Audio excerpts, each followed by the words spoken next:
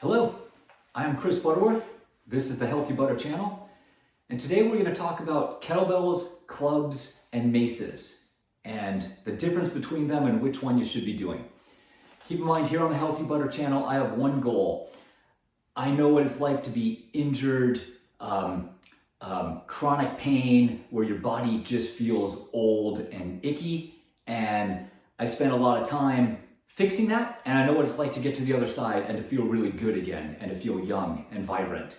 And what I'm trying to do is to share what I went through with you, all of the thousands of hours of videos I've watched, all of the exercises I've tried it. I'm trying to compile that into stuff that I've used that you can use. Half hour a day, some thought about what you're doing and doing it the right way and making yourself better.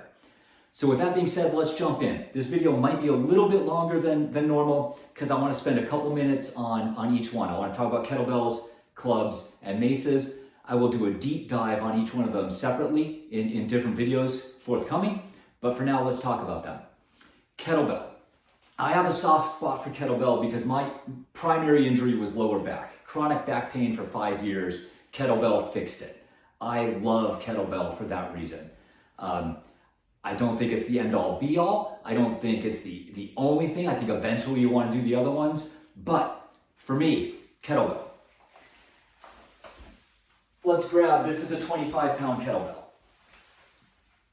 Pretty light by kettlebell standards, but heavy enough to get started with and heavy enough to actually use.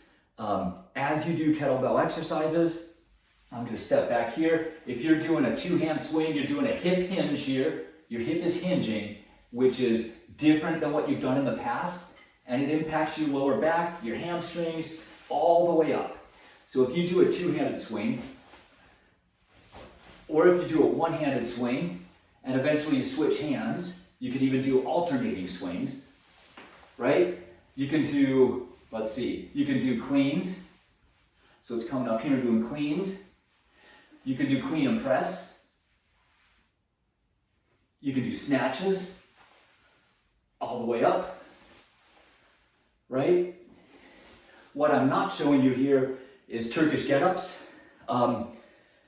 You actually hold the kettlebell over your head, go down on one knee, you end up lying all the way on your back with your kettlebell still above your head, and then you go through the process again and stand all the way up. It's a challenging exercise. So, that being said, you don't have to do all 6 of those exercises, at least right away. I would recommend you start with the two-hand swing, two-hand kettlebell swing. Do lots and lots of reps. Maybe you do it 4 times a week. You start light, you start small, and you build up. You add a new set each day, each time you do it. Eventually you get up to the point where you're doing 20 sets of 5, 18 sets of 6, whatever. You're doing 100 reps.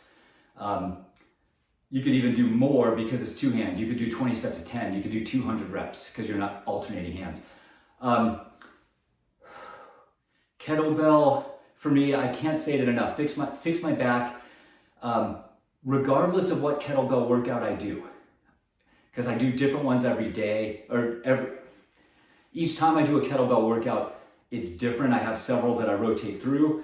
The good news is the gains from one carry over to the next.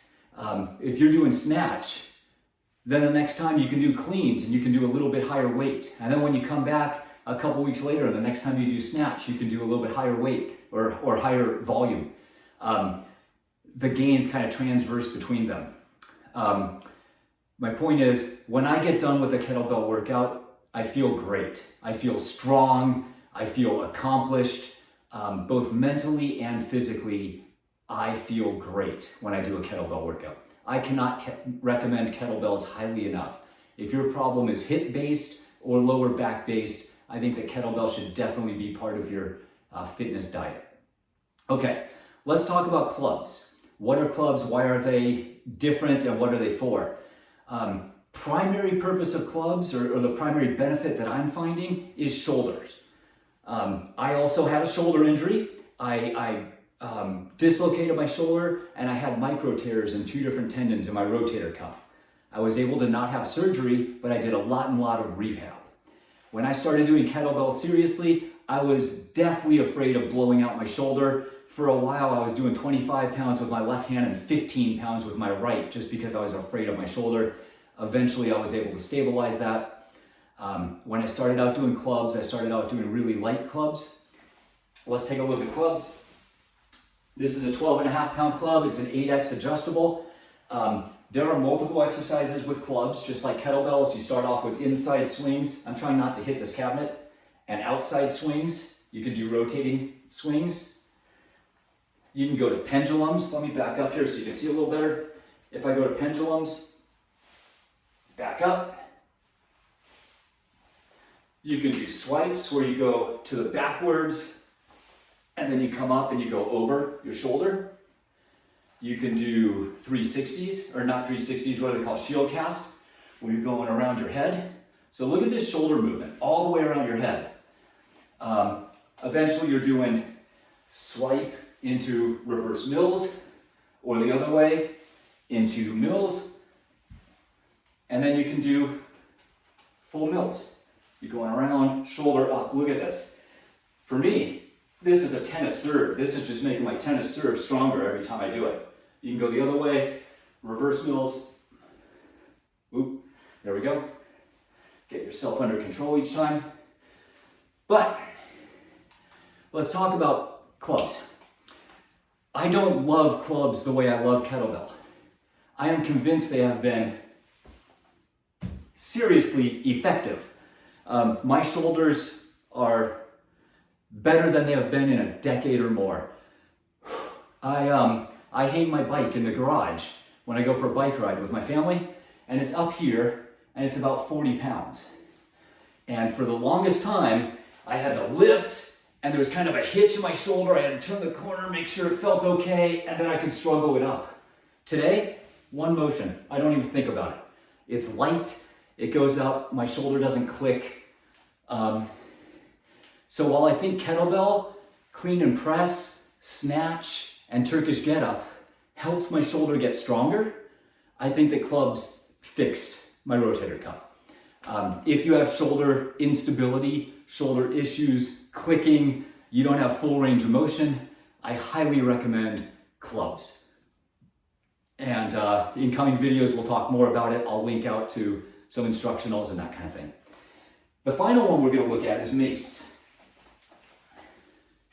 Mace is basically a long club, a little bit lighter. This is also an 8X product. It's a much longer club handle. It uses the same adjustable weights at the end. The main exercise with Mace, the foundational exercise is a 360. You go around your head. You can go both directions. You can put right hand on top, left hand on top. And then from there, you can go into other things. You can do uppercuts. You can do a full squat. They call grave diggers. You come down, so it's a squat kind of and a curl at the same time. Do it the other side. You come down, you can kind of joust, come back to the other side, do an archer, and you're just feeling this. This is full body exercise. For me, Mace is my favorite.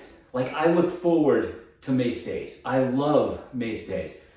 So I have two different weights of Mace. A heavier one that I start with, and then about halfway through the workout or whatever it is, I switch to my lighter Mace. My goal was to do 24 minutes continuously with the heavier weight, and then I go up a weight. So the heavyweight becomes my lightweight, and my new heavyweight, I start at 1 minute. And then I do 2 minutes, and the rest of it with the lighter weight. And then 3 minutes, and the rest with the lighter weight. So I slowly work myself up each weight class on that. I do about 24 minutes as my total Mace workout. When I get done with a Mace workout, I just feel invigorated, invincible. I love Mace workout. It's like samurai meets Shaolin monk meets Viking. The imagery, the mental picture, the movements that you're doing, and it really has infinite complexity. So when you get comfortable with one movement, if you have a movement pattern where you're doing 3 or 4 exercises, you can always practice another transition. How are you moving the mace around? Are you going behind your head? What are you doing? There's always something else you can do with the mace. If I could only do one exercise for the rest of my life, it would probably be mace, just because it covers my whole body now that I'm healed. And it works my balance, it works my flexibility, it works everything. So I love mace. But I don't know if mace would be the right one to fix my back or to fix my shoulder. So I'm very appreciative of having done the other two. There it is. That's kind of a quick overview of these 3 different pieces of equipment. If you think about fluency, think about when you're working at your office and you know the 20, 30, 50 people that are in your office. You've been working there 5 years, you know everybody. When the new person comes in, you meet that new guy. Hey, here's Dave. You know, I guess we got Dave. He used to work at IBM, but now he works here. You know, you talk to Dave one time, you learn his story, you learn what he's all about, and then you got him, right? Once you're fluent in this, you can pick up one new thing. Poor Dave has to come in and he has to meet all 50 people in the office, and he's confusing names and who did what, and I don't even know where the bathroom is. And, you know, Dave doesn't know what's going on. It's the same thing with this kind of stuff. You can't jump in on day one and do 6 different kettlebell exercises and club and mace. You know, pick one and get fluent. 2-handed swings, just do them for a few months. When you get really comfortable, add something else. When you get comfortable with that, add something else. This is a long-term program. Eventually you'll get to the point where you're doing lots of stuff. I'm in my 3rd year now. I did kettlebells exclusively for about, I don't know, 8 months maybe, and then I bought a club and I futzed around with the club, and I was doing 2-hand and 1-hand and kind of trying to figure out what my program was going to be, and I bought a mace. Boy, the mace was confusing, awkward, uncomfortable, and I started to slowly get that better and better. So think long term, start with one and go forward from there. That's it. Just like everything else, every other video I've done, this is a one-take video. I hit record, we talk about some stuff, I hit stop, and it goes right up to YouTube. There may be some things I forgot, there may be some things that I wish I had said differently. That's how it goes. This is about as authentic as it can get. I hope you enjoy it. I hope you find value. I hope you're able to heal any of the ailments that you have and make yourself a better version of you. And with that, I'll stop here. Have a great day. Go get better.